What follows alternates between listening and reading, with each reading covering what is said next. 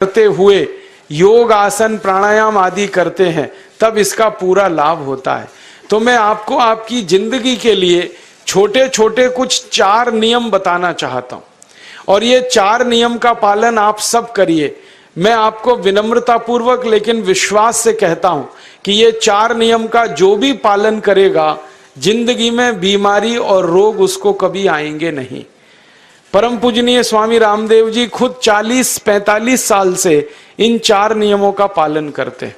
आप भी अगर ये पालन करेंगे तो बहुत अच्छा होगा। मैं भी करता हूं मेरे जीवन।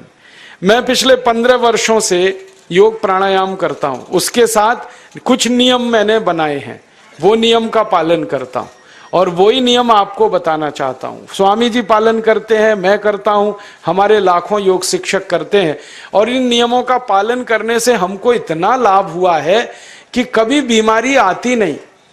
15 साल से मैंने हर बार मेरा बीपी चेक किया, नॉर्मल है, शुगर नॉर्मल है, ट्राइग्लिसराइड्स नॉर्मल है, कोलेस्ट्रॉल नॉर्मल है। पिछले 15 साल में कभी सर्दी जुकाम भी नहीं हुआ, गला भी नहीं बैठा, कभी हॉस्पिटल नहीं देखा, कभी डॉक्टर के पास नहीं गए, क्योंकि जरूरत नहीं पड़ी। और वो जरूरत नहीं पड़ी क्योंकि हम निरोगी हैं, स्वस्थ हैं। ये निरोगी और स्वस्थ होने के लिए आयुर्वेद की एक छोटी सी जानकारी आपसे मैं शेयर करना चाहता हूं। आयुर्वेद में ये कहा गया है कि किसी भी व्यक्ति को निरोगी होना है, रोग मुक्त होना है, तो अपने जीवन में 3 बातों का ध्यान रखे। अपना वात, पित्त और कफ तीनों का संतुलन रखे। वो 3 तरह के दोष हैं हमारे शरीर में, वात, पित्त, कफ। आपने सुना होगा ये त्रिदोष आधारित शरीर है। जब वात बहुत बिगड़ जाता है तो 80 से ज्यादा रोग आते हैं। जब पित्त बहुत बिगड़ जाता है तो लगभग 46 से 50 रोग आते हैं और जब कफ बिगड़ जाता है तो 28 रोग आते हैं और वात, पित्त, कफ तीनों बिगड़ जाएं तो 148 रोग आते हैं। सर्दी, खांसी, जुकाम से लेकर और कैंसर तक जो आखिरी रोग माना जाता है, ये सब वात, पित्त, कफ के बिगड़ने का खेल है। तो इस देश के आयुर्वेद चिकित्सा के सबसे महान लोगों में से कुछ नाम आप जानते हैं, जैसे चरक ऋषि, जैसे सुश्रुत ऋषि। ऐसे एक ऋषि हुए बाघभट्ट। बाघभट्ट ऋषि ने एक पुस्तक लिखी है, उसका नाम है अष्टांग हृदयम, और एक पुस्तक लिखी है उसका नाम है अष्टांग संग्रहम। इन दोनों पुस्तकों में उन्होंने 7000 नियम बताए हैं। उनमें से 4 बताता हूं, अच्छे लगे तो आज से ही पालन करो और दूसरों को भी बताओ ताकि कोई भी इन नियमों का पालन करे तो बीमार ही ना पड़े। ये चारों नियम हैं वात, पित्त और कफ को संतुलित रखने के लिए।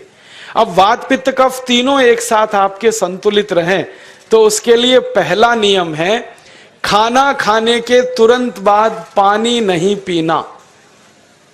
ये पहला नियम है। आप बोलेंगे ये तो बड़ी मुश्किल बात है, खाना खाते ही पानी पीते हैं हम तो सबके सब, और बिना पानी पिए खाना ही नहीं खाते। कई लोग तो खाने से ज्यादा पानी पीते हैं, खाना कम खाते हैं, पानी ज्यादा पीते हैं।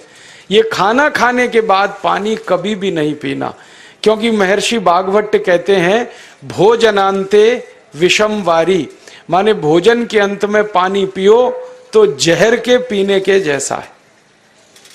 इसलिए वो कहते हैं कभी भी खाने के तुरंत बाद पानी मत पियो। अब आप मुझे पूछोगे क्यों नहीं पिए, कारण बता दो। कारण मैं बताना चाहता हूं सरल भाषा में। हम जब खाना खाते हैं ना तो पेट में सारा खाना इकट्ठा होता है। पेट में एक स्थान होता है, उसको हम कहते हैं जठर। संस्कृत में, हिंदी में जठर कहते हैं, अंग्रेजी में उसको एपिगैस्ट्रियम कहते हैं, हिंदी में कुछ लोग उसको आमाशय भी कहते हैं। ये जठर छोटा सा स्थान है। आपके पेट में नाभि है ना, उसके लेफ्ट साइड में बाईं तरफ छोटा सा स्थान है। सारा खाना आपका इसी स्थान पर आता है। जो भी आप खाते हो, रोटी, चावल, दाल, सब्जी, दूध, दही, कुछ भी खाओ, सब कुछ जठर में आता है। अब जठर में जैसे ही खाना इकट्ठा होता है तो उसमें आग जलती है और उस आग को कहते हैं जठर अग्नि। मिला के बोल देते हैं जठराग्नि। आप जैसे ही खाना खाते हो पेट में, जठर में अग्नि जलती है, वो अग्नि खाने को पचाती है और अग्नि खाने को ऐसे ही पचाती है जैसे रसोई घर की अग्नि खाने को पकाती है। आपके रसोई घर में आप अग्नि जलाओ, उसके ऊपर दूध रख दो, दूध में थोड़ा चावल डाल दो, अग्नि जब तक जलती रहेगी खीर तब तक बनती रहेगी। आप घर में अग्नि जलाओ, उसके ऊपर पानी रख दो, उसमें दाल डाल दो, दाल की पकने की क्रिया तब तक चलेगी जब तक अग्नि जलेगी। ऐसे ही पेट में होता है, जैसे ही आपने खाना खाया पेट में अग्नि जलती है, और जब तक अग्नि जलती है तो खाने के पचने की क्रिया चलती है।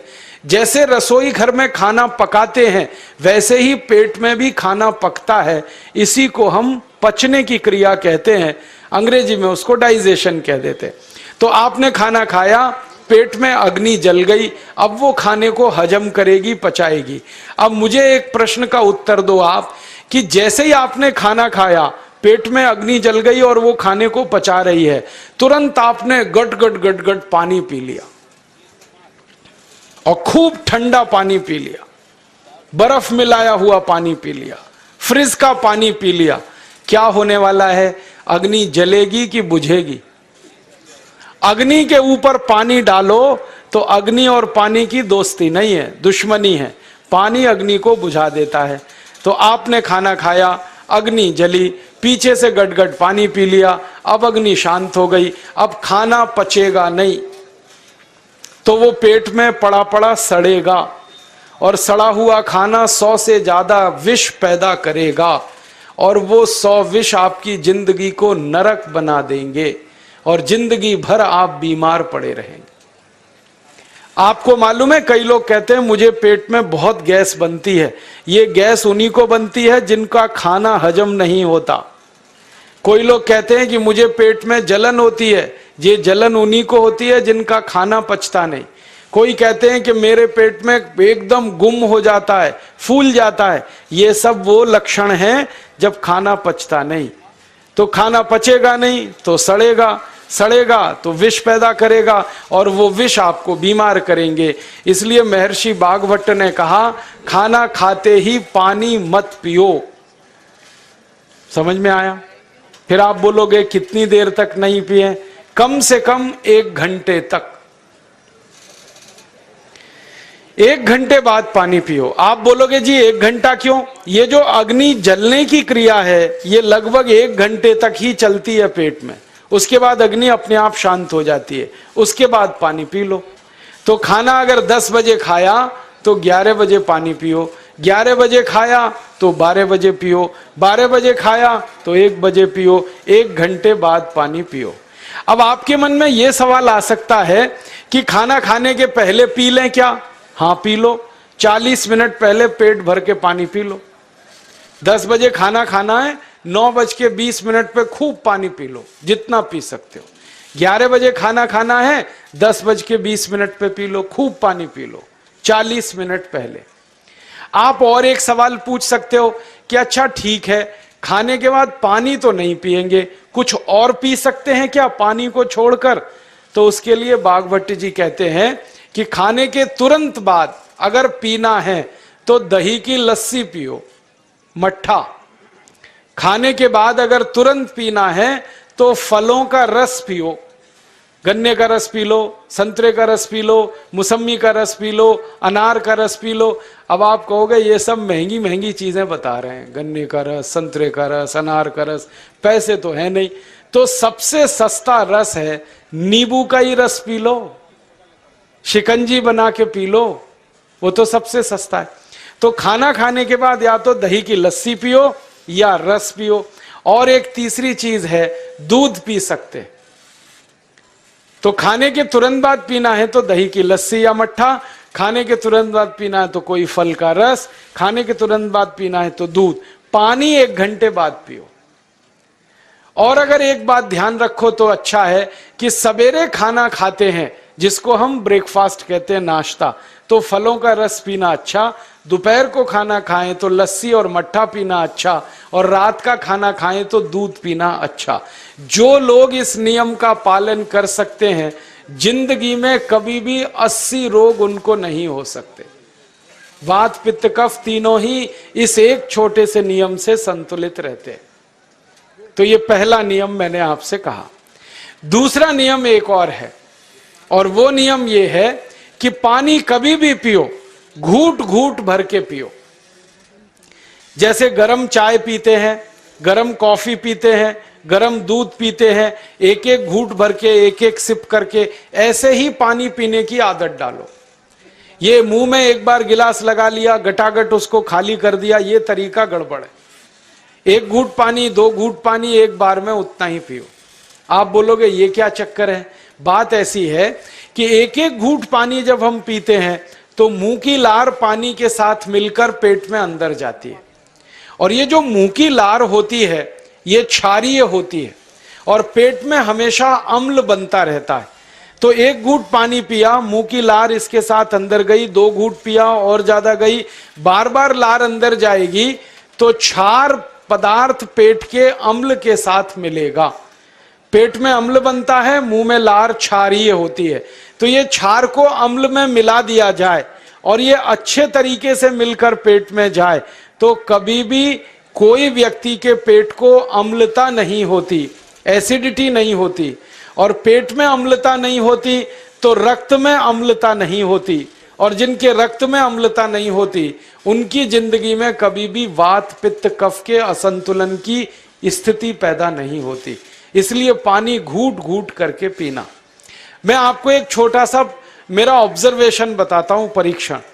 आप भारत देश में या दुनिया में कहीं भी जाओ, मनुष्य को छोड़कर पशु पक्षियों को देखना शुरू करो, वो पानी कैसे पीते।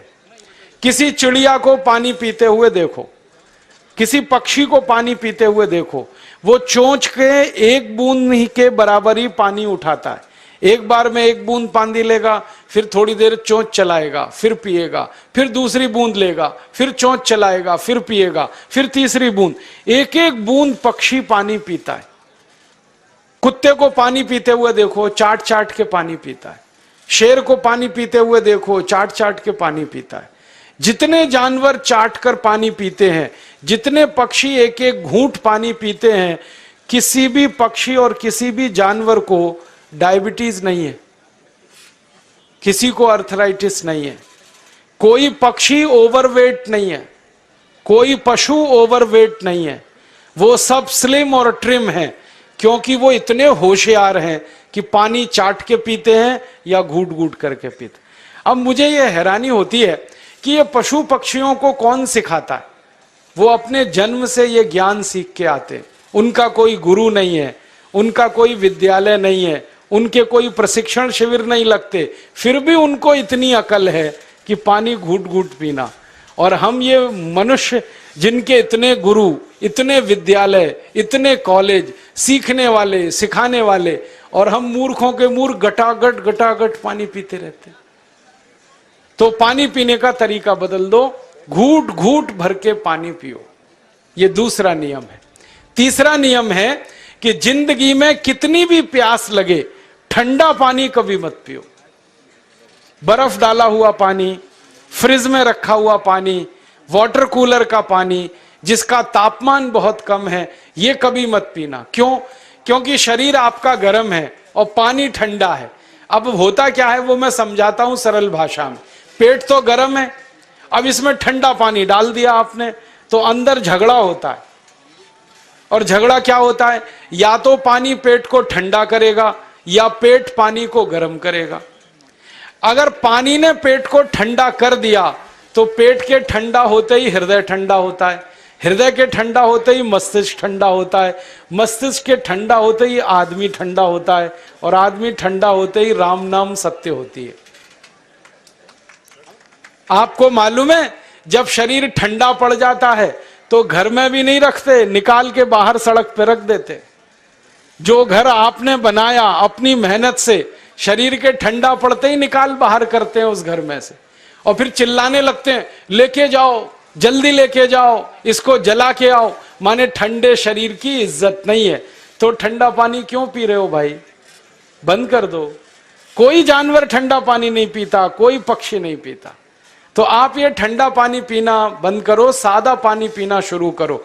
और गर्मी के दिनों में बहुत अगर आपको तकलीफ है तो मिट्टी के घड़े का पानी पी लेना, फ्रिज का और बर्फ का नहीं पीना। ये तीसरा नियम है। और चौथा और आखिरी नियम है कि आप सवेरे ही सवेरे जब सोकर उठते हो तो सबसे पहले पानी पियो। जैसे ही आपकी आंख खुल गई तो पहले 2-3 गिलास पानी पी लो, उसके बाद आप टॉयलेट में जाओ। उठते ही पानी पियोगे तो 2 फायदे हैं। पहला फायदा यह है कि पानी पेट में जाकर बड़ी आंत को साफ करता है, और जैसे ही बड़ी आंत की सफाई होगी पेट पे दबाव पड़ेगा और आप संडास घर में जाएंगे, 2-3 मिनट में पेट आपका साफ हो जाएगा।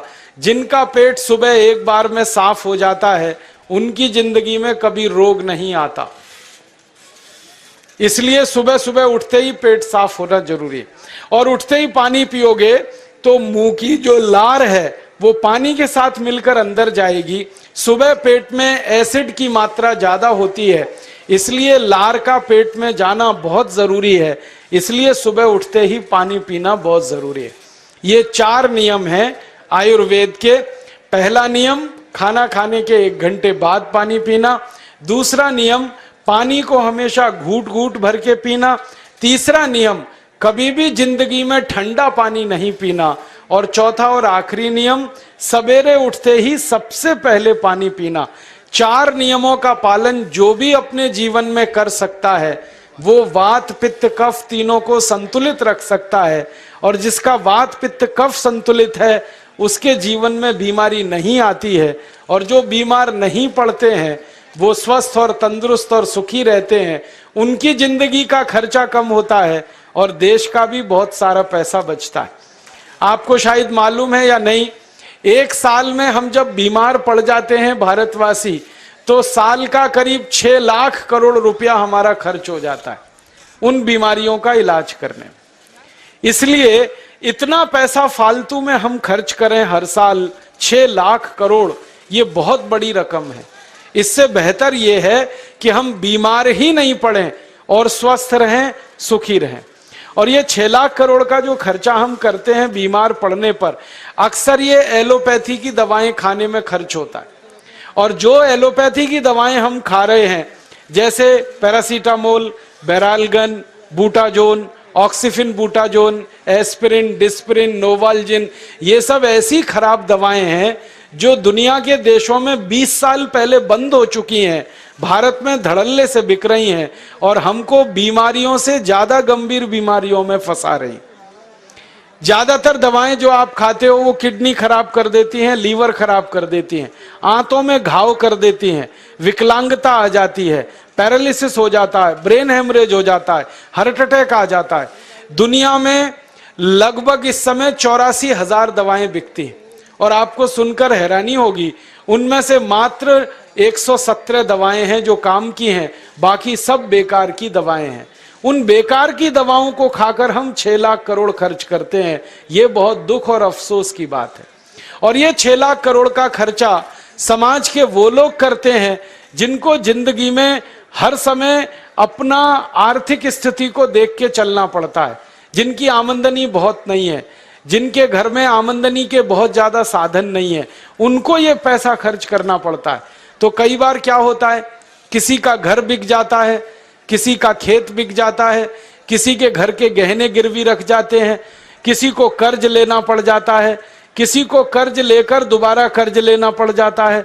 मैंने इस हिंदुस्तान में पिछले 15 साल के प्रवास में देखा कि गांव-गांव के गरीब किसान कर्ज ले लेकर ये महंगी दवाएं खाकर इलाज करते हैं, डॉक्टरों को पैसा देते हैं, दवा कंपनियों को देते हैं, और वो पैसा फिर इस देश में से दूसरे देश में चला जाता है, क्योंकि अक्सर ये दवाएं बनाने वाली कंपनियां विदेशी होती हैं।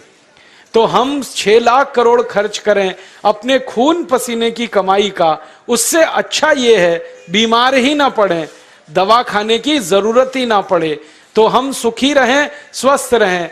तो योग प्राणायाम करें, 4 नियमों का जीवन में पालन करें, बहुत आसान है आपके लिए। और अब एक छोटी सी एक बात और आप, उम्मीद है दोस्तों आपको हमारी ये वीडियो फायदेमंद लगी होगी। दोस्तों अगर आपको हमारी ये वीडियो फायदेमंद लगे तो आप अपने दोस्तों से जरूर शेयर करिएगा। लाइक एंड कमेंट करके इस वीडियो के बारे में आप अपनी राय भी जरूर दें। और हाँ दोस्तों, हमारे यूट्यूब चैनल को सब्सक्राइब करना ना भूलें। Thanks for watching.